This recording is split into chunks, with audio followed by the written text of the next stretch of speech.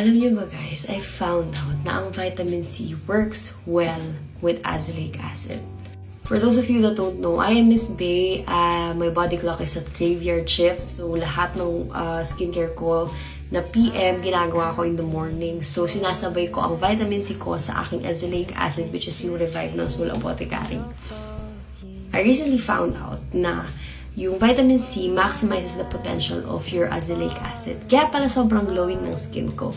Yung vitamin C na to, L-ascorbic acid yung ingredient niya. And meron din siyang niacinamide. Kaya pala, kasi dati hindi ako talaga hiyang sa vitamin C ng mga TikTok brands. Kasi hindi ko alam kung bakit hindi talaga siya gumagana sa akin in general. Even big brands, and yung mga brands na loyal ako before, may mga products talaga na hindi nag-work sa akin.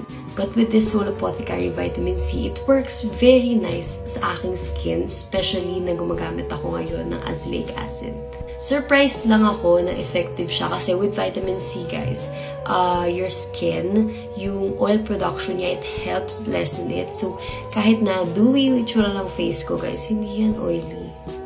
So, ayun, guys, yun lang kasi pabalik na ako sa tulog. Gagawa ako ng better content. If you have any questions, hit me up, guys. Bye!